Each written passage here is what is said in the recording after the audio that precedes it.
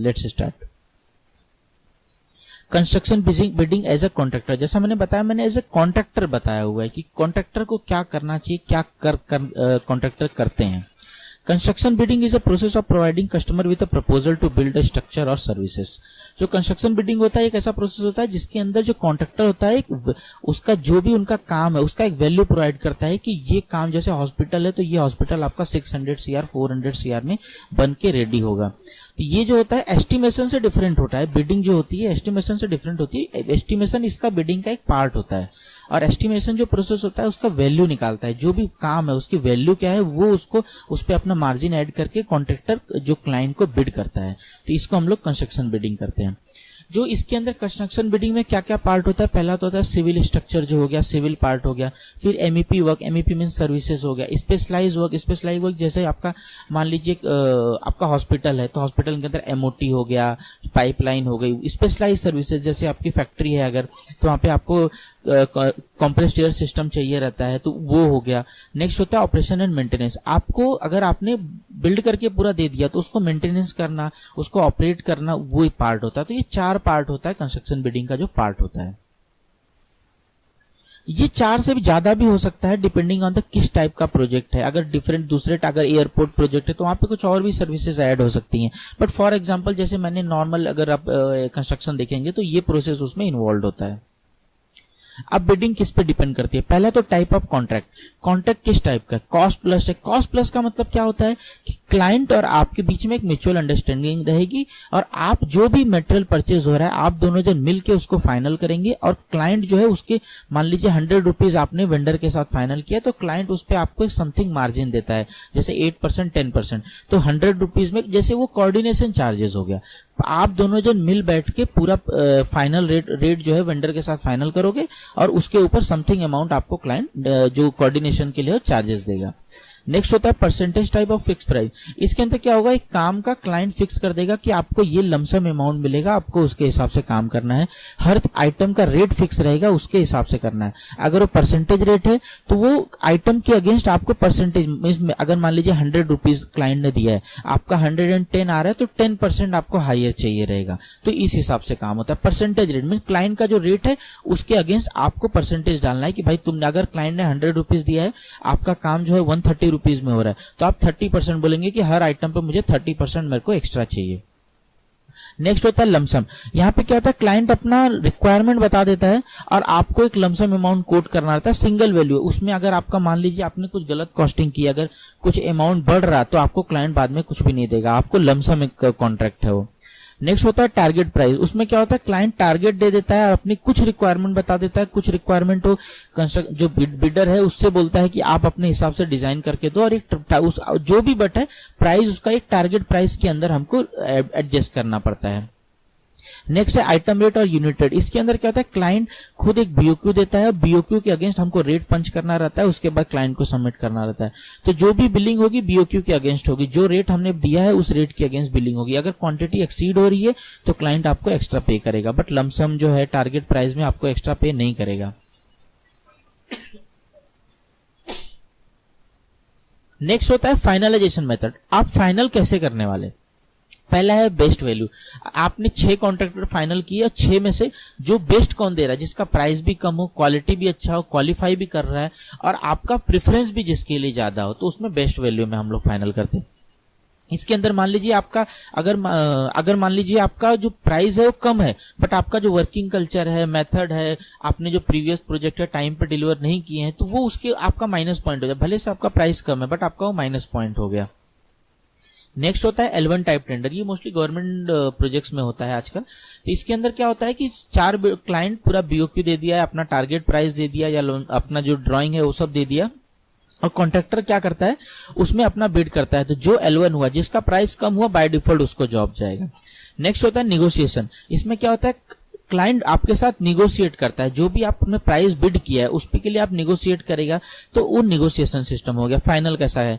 Last होता है qualification based. Means क्या होता है कि अगर मान लीजिए क्लाइंट क्या है कि अपना रिक्वायरमेंट बता देगा और कुछ क्वालिफिकेशन डाल देगा, जैसे 1000 CR का प्रोजेक्ट है तो आज जो भी कॉन्ट्रैक्टर बिड कर सकता है वो मिनिमम 1000 CR का प्रोजेक्ट किया रहना चाहिए। तो उसमें बहुत सारे कॉन्ट्रैक्टर बाहर हो जाते हैं, तो क्वालिफिकेशन बेस्ड पे उनका जो भी क्वालिफाई हो रहा है वो कॉन्ट्रैक्टर सेलेक्ट होता है।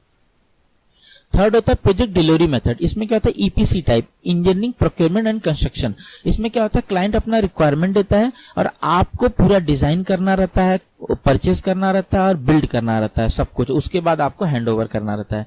नेक्स्ट होता है BOT, build operation and transfer. इसमें क्या होता है आपको पहले बनाना रहता है, ऑपरेट करना रहता है कुछ टाइम तक, क्योंकि इसके अंदर पैसा आपको लगाना रहता है, तो कुछ टाइम तक आप ऑपरेट करेंगे, उसके बाद आप इसको क्लाइंट को ट्रांसफर कर देंगे। नेक्स्ट होता है BOOT, build own operation and transfer. इसको आपको बिल्ड करना है, आप ही ओन करोगे, जो बीओटी में आप ओन नहीं करोगे, इसके अंदर आप ही ओन करोगे, ऑपरेट करोगे और इसको बाद में क्लाइंट जो ट्रांसफर करना है तो आपको उसका अमाउंट लेके आप उसको ट्रांसफर कर सकते हो। ये जो बीओटी और BOOT ये मोस्टली जो होता है ये एयरपोर्ट्स हो गए या गवर्नमेंट प्रोजेक्ट्स में जो होता है उसके अंदर होता है। ईपीसी होता है नॉर्मल जो कॉन्ट्रैक्टर बिड करता है, जो हॉस्पिटल हो गए, ये सब ईपीसी टाइप के कॉन्ट्रैक्ट होते हैं। अब प्रोसेस क्या होता है, पहला प्रोसेस होता है ऑब्टेन द बिड। जो भी अगर मान लीजिए कोई भी क्लाइंट है, अगर उसको अपने कुछ काम करवाना है तो वो एनआईटी निकालता है, नोटिस टू इनवाइट टेंडर।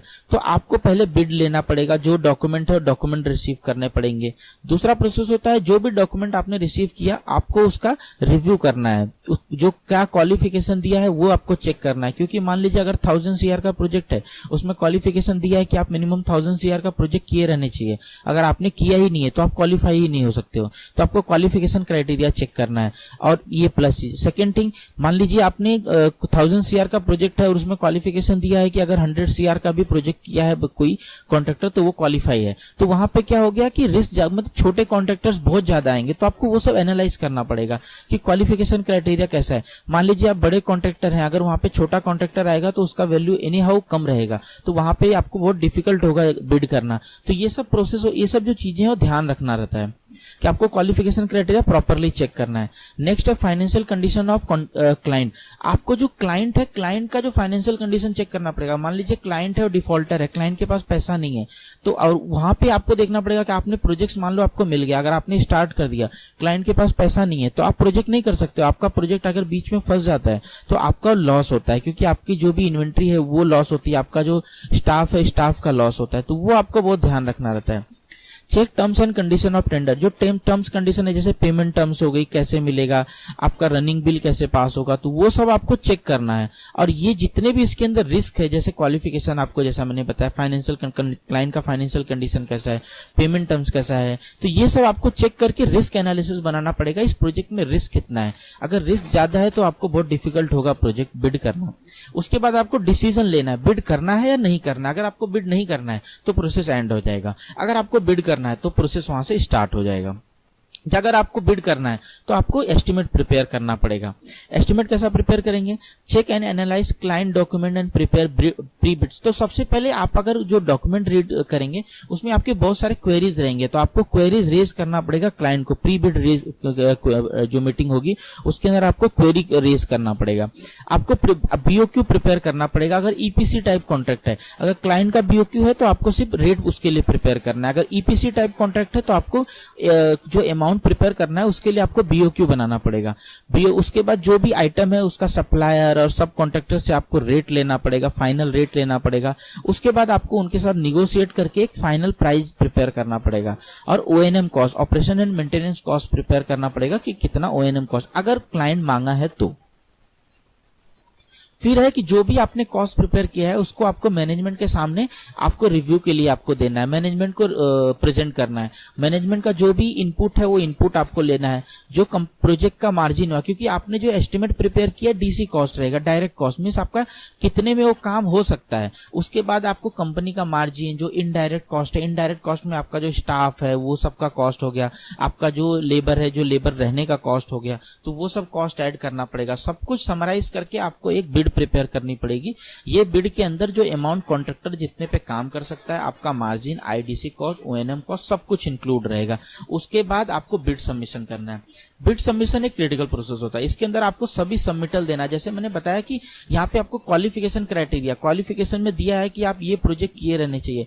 आप अगर हॉस्पिटल का प्रोजेक्ट है तो आप कोई भी ना कोई हॉस्पिटल का प्रोजेक्ट किया रहना चाहिए, तो उसका जो एलवाई है, जो हैंडओवर सर्टिफिकेट है वो आपको सबमिट करना पड़ेगा। जो भी आप उसके अंदर पुट कर रहे हो, डाल रहे हो बिड के अंदर, उसके उसका बैकअप सर्टिफिकेट आपको सबमिट करना पड़ेगा।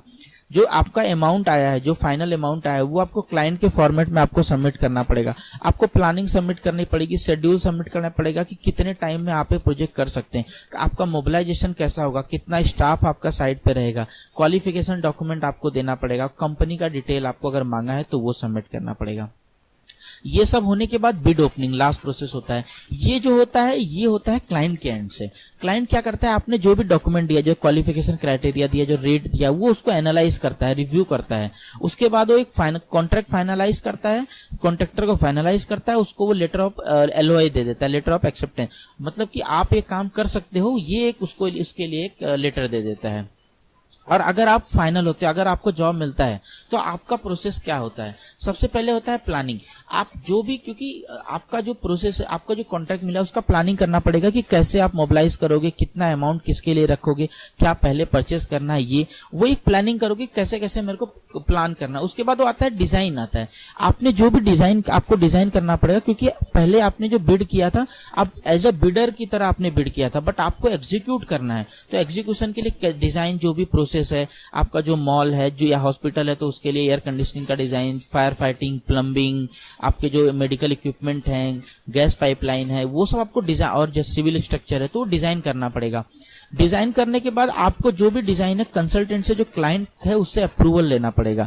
अप्रूवल लेने के बाद आप, अगर एक बार अप्रूवल मिल जाएगा, उसके बाद आप वो ड्राइंग और BOQ के हिसाब से आप सब कॉन्ट्रैक्टर फाइनल करोगे। एक बार आपका सब कॉन्ट्रैक्टर फाइनल हो गया, ये जैसे मैंने एक मार्किंग दिया है कि कितना बड़ा ये प्रोसेस होता है, ये आप उसके बाद सब कॉन्ट्रैक्टर अपॉइंट होने के बाद आप मोबिलाइज करोगे, जो भी है आप मोबिलाइज करोगे। और कंस्ट्रक्शन एज पर अप्रूवल, जो भी आपको क्लाइंट ने अप्रूवल दिया उसके हिसाब से आप कंस्ट्रक्शन करोगे। फिर फाइनल होता है कि टेस्टिंग एंड कमीशनिंग। एक बार आपका कंप्लीट हो गया तो आपको टेस्टिंग कमीशनिंग करना है। उसके बाद एक बार टेस्टिंग कमीशनिंग हो गया तो हैंड ओवर का प्रोसेस होता है। हैंड ओवर में क्लाइंट आपको स्नैक पॉइंट देगा, जैसे कि क्लाइंट का रिक्वायरमेंट अगर कुछ और है, अगर आपने कुछ और लगा, दूसरी चीज लगा के दी है, तो क्लाइंट स्नैक पॉइंट देगा। या कोई चीज आपकी प्रॉपर नहीं चल रही तो वो पॉइंट बताएगा कि ये आपका नहीं, तो उसके जो क्वेरीज हैं और जो पॉइंट है वो क्लियर करके देना पड़ेगा। उसके बाद आपको हैंड ओवर सर्टिफिकेट लेना पड़ेगा, क्लाइंट को हैंड ओवर करना पड़ेगा। फिर लास्ट प्रोसेस होता है, ये आपकी कंपनी के एडवांटेज के लिए होता है, एनालिसिस एंड लेसन लर्न। इसके अंदर आपको एनालिसिस करना पड़ेगा कि आपने प्रोजेक्ट कितने पे उठाया, कितना कॉस्ट आपका किस चीज में गया, किस चीज का रेट कितना गया, कहां पे आपको प्लस हुआ, कहां पे माइनस हुआ, ताकि ये एक समराइज रिव्यू होता है कि आपने ये प्रोजेक्ट 500 का, करोड़ का प्रोजेक्ट आपने उठाया, तो आपने कितने में कंप्लीट किया, क्या कितने टाइम में कंप्लीट किया, क्या गलतियां हुई, क्या आपने अच्छी चीजें वहां से सीखी, ताकि आप नेक्स्ट प्रोजेक्ट में इंप्लीमेंट कर सको, ताकि आपका जो मार्जिन है वो बेटर हो सके। क्योंकि मान लीजिए अगर आपने कोई प्रोजेक्ट है, आपने 10% मार्जिन पे प्रोजेक्ट उठाया है, और अगर आपने प्रॉपरली उसको काम नहीं किया है, प्रॉपर रिस्क एनालिसिस नहीं किया था, अगर वो 1 साल का प्रोजेक्ट है, अगर वो 2 साल में कंप्लीट हो रहा है, तो आपका जो मार्जिन है वो 10% से बहुत चांस है कि वो 2%, 3% पे आ जाएगा, क्योंकि आपने प्रोजेक्ट प्रॉपर नहीं किया वहां पे। और अगर मान लीजिए 1 साल का प्रोजेक्ट है, 500 CR का प्रोजेक्ट है, और आपने 1 साल का प्रोजेक्ट 1 साल में कर दिया या 11 मंथ्स में कर दिया, तो आपका भले से कॉस्ट थोड़ा ज्यादा गया रहेगा, बट आपका मार्जिन जो है वो कम टाइम में आपने प्रोजेक्ट किया, मार्जिन आपका होता है 10 से बहुत कम हो जाएगा, आपका 8% होगा, उससे ज्यादा नहीं होगा। तो ये एनालिसिस एंड लेसन लर्न बहुत जरूरी है कॉन्ट्रैक्टर के लिए।